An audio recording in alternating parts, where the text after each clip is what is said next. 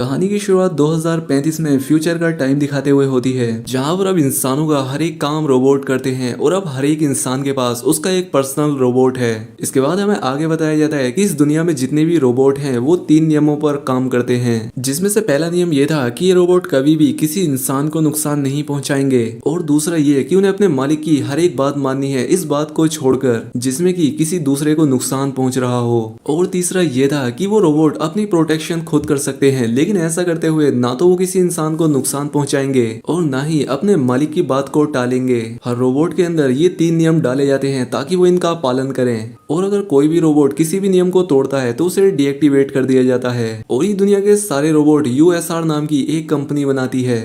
इसके बाद scene change होता है और हम डेल नाम के आदमी को सोया हुआ देखते हैं। वो अपने सपने में देखता है कि वो कहीं पर जा रहा था, तभी उसके सामने एक कार का एक ट्रक से एक्सीडेंट हो जाता है और इससे वो दोनों कार पानी में गिर जाती हैं, जहां पर उनकी हेल्प करने के लिए एक रोबोट आता है जो कि सिर्फ डेल को बचाता है, जबकि दूसरी कार में एक छोटी बच्ची थी। उस बच्ची को रोबोट की ज्यादा जरूरत थी, इसीलिए डेल उससे कहता है कि जाओ तुम जाकर उस बच्ची को बचाओ, मैं यहाँ से खुद भी निकल सकता हूँ। लेकिन रोबोट्स के अंदर फीलिंग्स नहीं होती और ये अपने प्रॉपर फंक्शन पर ही वर्क करते हैं, और इसलिए वो डेल को बचाता है और टाइम पर हेल्प ना मिलने की वजह से उस बच्ची की जान चली जाती है। तभी डेल अपनी नींद से जागता है और हमें पता लगता है कि ये वाकया एकदम सच था, और उस बच्ची को ना बचाने की वजह से ही डेल आज भी रोबोट्स से नफरत करता है। अब अगले सीन में हम देखते हैं कि एक रोबोट किसी का पर्स लेकर भाग रहा था। यहाँ पर डेल को लगता है कि शायद इस रोबोट ने चोरी की है, इसलिए वो उसे पकड़ने के लिए उसका पीछा करता है, और आखिरकार ये उस रोबोट को पकड़ भी लेता है। लेकिन इसे पता लगता है कि ये रोबोट जिस लेडी का है ये उसी का ही काम कर रहा था, इसलिए डेल उस औरत से सॉरी बोलकर वहां से चला जाता है। इसके बाद हम डेल को उसके ऑफिस में देखते हैं और हमें यह भी पता लगता है कि डेल एक डिटेक्टिव है। यहाँ पर उसका बॉस उसके पास आकर कहता है कि मुझे पता चला है कि आज तुमने क्या किया है,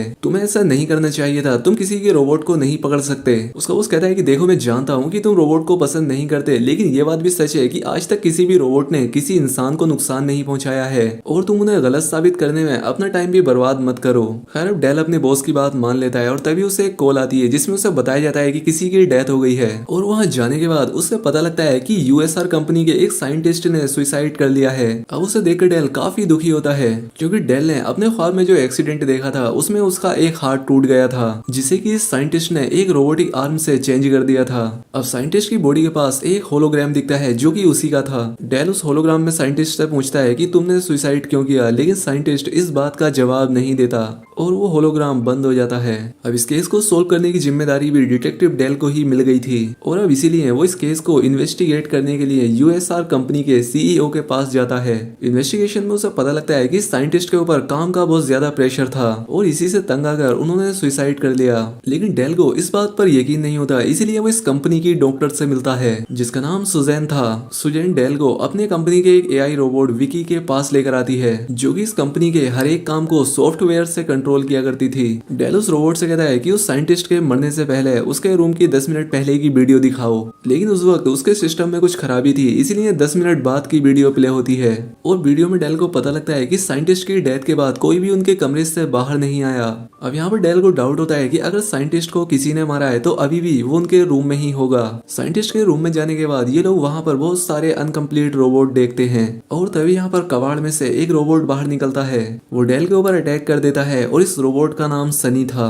और अब क्योंकि इस रोबोट ने अपना नियम तोड़ दिया था इंसानों को नुकसान ना पहुंचाने का, इसलिए वो डॉक्टर उस रोबोट से कहती है कि तुम अपना डीएक्टिवेट मोड ऑन करो, लेकिन वो रोबोट उसकी बात नहीं मानता और विंडो से बाहर जंप कर देता है। इसी बीच डेल उस पर फायर भी कर देता है, जिससे उसकी बॉडी में से एक अजीब सा लिक्विड बाहर निकलता है। यहाँ पर सुजैन से उसे पता लगता है कि ये रोबोट डिफेक्टिव हो चुका था। अब वो सुजैन से पूछता है कि इन रोबोट को ठीक करने के लिए कहाँ ले जाया जाता है। अब इसीलिए सुजैन उसे उस जगह पर ले जाने लगती है। अब डेल वहाँ जाते हुए अपने साथ कुछ और पुलिस ऑफिसर्स को भी बुला लेता है। सुजैन उसे एक फैक्ट्री के अंदर लेकर आती है जहाँ पर नए तरह के रोबोट्स भी बन रहे थे, और उनका नाम NS5 था, क्योंकि ये लोग सभी पुराने रोबोट्स को नए रोबोट्स में बदलना चाहते थे।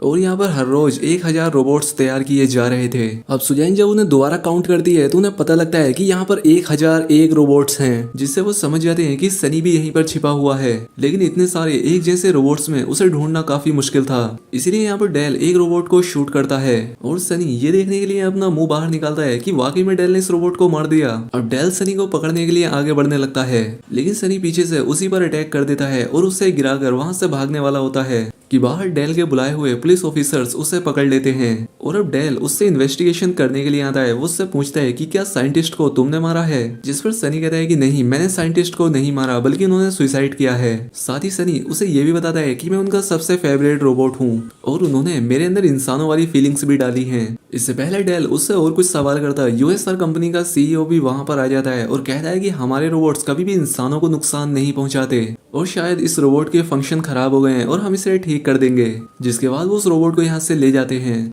अब इसके बाद डेल साइंटिस्ट के घर जाता है। अब क्योंकि साइंटिस्ट मर चुका है इसीलिए साइंटिस्ट को दिया हुआ कंपनी का घर अगले 8 घंटों में तोड़ दिया जाएगा। इसीलिए अब डेल के पास ज्यादा समय नहीं था उस घर के अंदर छानबीन करने के लिए। डेल के अंदर घुसते ही सिस्टम को पता लग जाता है कि घर के अंदर कोई आया है, इसलिए अब घर को डिस्ट्रॉय करने की टाइमिंग चेंज हो जाती है और ऐसा होते ही एक बहुत बड़ा रोबोट उस घर को तोड़ने लगता है।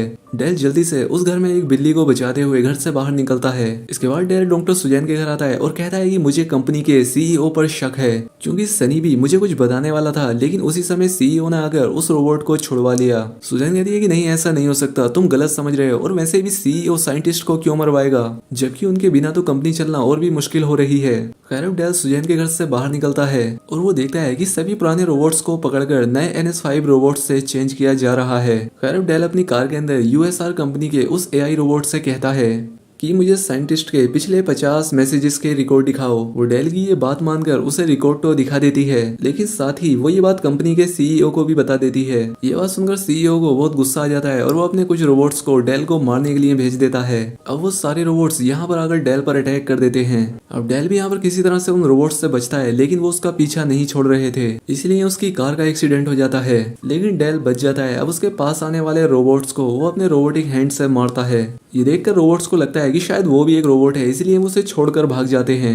अब अगले सीन में हम देखते हैं कि यहाँ पर डेल के साथ उसके कुछ डिटेक्टिव और बहुत सारे पुलिस ऑफिसर्स हैं। यहाँ पर डेल का बॉस उससे पूछता है कि यहाँ पर ये सब कैसे हुआ, जिस पर डेल गुस्से से कहता है कि रोबोट्स ने मुझ पर अटैक किया था। उसकी ये बात सुनकर किसी को भी उस पर बिलीव नहीं होता क्योंकि रोबोट्स किसी को नुकसान नहीं पहुंचाते थे और साथ ही उन्हें ये भी लगता है कि शायद काम के प्रेशर की वजह से डेल का दिमाग खराब हो रहा है और इसीलिए डेल का बॉस उसे कुछ टाइम के लिए काम से फ्री कर देता है, जिसके बाद डेल गुस्से में वहां से चला जाता है। खैर अब अगले सीन में हम देखते हैं कि डॉक्टर सुजैन डेल से मिलने के लिए उसके घर आती है और बातों ही बातों में सुजैन डेल से पूछती है कि तुम साइंटिस्ट को पर्सनली कैसे जानते हो। इसलिए डेल उसे अपने एक्सीडेंट और उसके बाद की कहानी सुनाता है। इसके बाद सुजैन उसे सनी के पास लेकर जाती है और यहाँ पर डेल से बातें करते हुए सनी उसे एक अपना सपना बताता है क्योंकि उसके अंदर फीलिंग्स थी, इसीलिए उसे सपने भी आते थे। और ये जो सपना वो डेल को बता रहा था, ये सपना उससे रोज आता था, जहाँ पर कि बहुत सारे रोबोट्स एक ब्रिज के पास खड़े हुए हैं और उन रोबोट्स के सामने एक आदमी उन्हें कुछ इंस्ट्रक्शन दे रहा है। अब यहाँ पर वो ये सब बता ही रहा होता है कि तभी यहाँ पर गार्ड्स आ जाते हैं और वो डेल और सुजैन को लेकर कंपनी के सीईओ के पास ले जाते हैं। वो इन दोनों से कहता है कि हमें सनी को डीएक्टिवेट करना होगा क्योंकि उसकी वजह से हमारी कंपनी खराब हो रही है।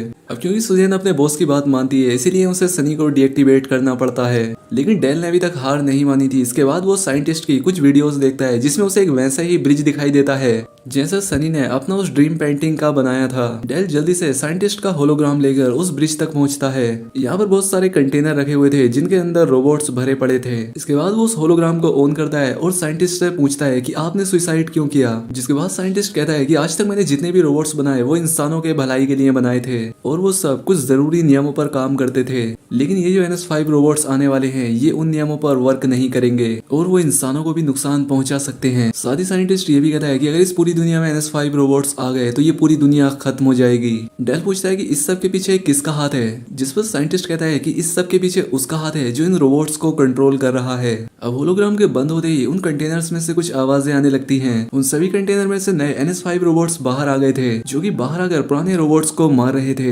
यहाँ पर जैसे ही एक पुराना रोबोट डेल को देखता है तो वो उससे यहाँ से भाग जाने के लिए कहता है, लेकिन डेल जब शहर के अंदर जाता है तो वो देखता है कि यहाँ पर भी हजारों की तादाद में NS5 रोबोट्स आ गए हैं और अब इंसान भी खुद को बचाने के लिए उन रोबोट्स से लड़ने के लिए निकल आए थे। अब यहाँ पर इंसानों और रोबोट्स के बीच जंग होने वाली थी, लेकिन ये रोबोट्स काफी ज्यादा पावरफुल थे, इंसानों से बहुत ज्यादा, इसीलिए वो इंसानों को मारने लगते हैं। अब डेल जल्दी से सुजैन के घर आता है और उसे लेकर यूएसआर जाता है, क्योंकि उसे पिछले सारे सबूतों से लग रहा था कि ये सारे NS5 रोबोट्स कंपनी का सीईओ ही बना रहा है और उन्हें कंट्रोल करने वाला भी इस कंपनी का सीईओ ही है। अब रास्ते में डेल देखता है कि एक रोबोट एक बेगुनाह इंसान को मार रहा है, इसीलिए वो इस इंसान को बचाते हुए यूएसआर पहुंचते हैं। यूएसआर जाने पर उन्हें सनी मिलता है, जिसके पास अभी भी उसकी सारी मेमोरीज सेफ थी। सुजैन डेल से कहती है कि मैंने सनी को डीएक्टिवेट किया ही नहीं था, बल्कि इसकी जगह मैंने किसी और को डीएक्टिवेट कर दिया था।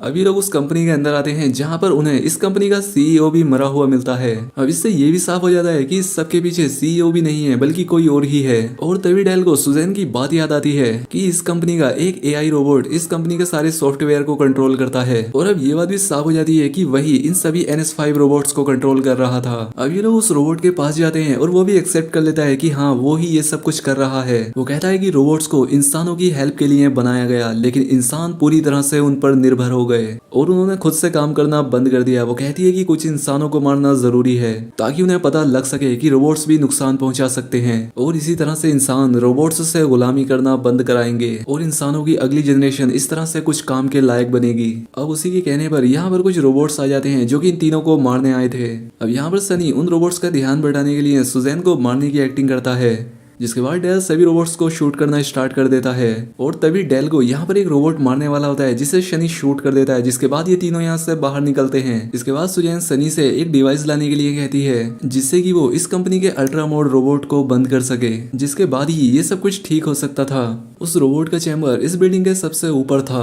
अब सुजैन उसका सिस्टम खोल रही थी ताकि वो वहाँ पर डिवाइस लगाकर उसे डीएक्टिवेट कर सके, लेकिन ऐसा करने में उसे बहुत टाइम लग सकता था और बाहर शहर में तबाही होती जा रही थी। अब डेल सुजैन से कहता है कि कोई और रास्ता भी होगा जिससे हम ये काम जल्दी कर सकें। वो ये बातें कर ही रहे होते हैं कि तभी यहाँ पर बहुत सारे NS5 रोबोट्स उन्हें मारने के लिए आ जाते हैं। यहाँ पर सुजैन डेल से कहती है कि हमें जंप करके इस डिवाइस को उसके दिमाग के अंदर डालना होगा, और ऐसा करने के लिए ये लोग उन रोबोट्स के यहाँ पहुंचने से पहले ही जंप कर देते हैं। लेकिन सुजैन के जंप करते ही उसका बैलेंस खराब हो जाता है और वो यहाँ से गिरने ही वाली होती है, लेकिन उसे सनी बचा लेता है और डेल काफी मुश्किलों का सामना करते हुए उस डिवाइस को उसके दिमाग में डाल देता है, जिससे उस रोबोट विकी का सारा सिस्टम डिस्ट्रॉय हो जाता है। और ऐसा होते ही यहाँ पर जितने भी NS5 रोबोट्स तबाही मचा रहे थे वो सब भी नॉर्मल हो जाते हैं। अब यहाँ पर सब कुछ नॉर्मल हो चुका था, जिसके बाद डेल सनी से कहता है कि मैं जानता हूँ तुमने ही साइंटिस्ट को मारा है, तो मुझे बता दो तुमने ऐसा क्यों किया, क्योंकि वो विंडोज बहुत ज्यादा मजबूत हैं, उन्हें कोई इंसान तो नहीं तोड़ सकता। तब वो कहता है कि असल में साइंटिस्ट जान गए थे कि एक दिन ये रोबोट्स हमें नुकसान जरूर पहुंचाएंगे, जिसके लिए वो काफी परेशान थे और इसीलिए उन्होंने मुझे इंसानों जैसा बनाया। और साइंटिस्ट इस टेंशन से निकलना चाहते थे, इसीलिए उन्होंने ही मुझसे कहा था कि मुझे विंडो से बाहर फेंक दो और ये बात मैं किसी को भी ना बताऊं। जिसके बाद वो रोबोट डेल से भी सॉरी कहता है और अब इसके बाद डेल और उस रोबोट की भी फ्रेंडशिप हो जाती है। और अब मूवी के आखिर में हम देखते हैं कि सनी उसी ब्रिज पर खड़ा है जो कि उसके सपने में आता था, और अब वही उन सभी नए रोबोट्स को कंट्रोल कर रहा है। और अब इसी सीन के साथ ये मूवी यहाँ पर खत्म हो जाती है। तो दोस्तों उम्मीद करता हूँ कि आपको वीडियो पसंद आई होगी। अगर वीडियो अच्छी लगी हो तो वीडियो को लाइक, और चैनल पर पहली बार आए तो चैनल को सब्सक्राइब जरूर करें। मिलते हैं हमारी अगली वीडियो में।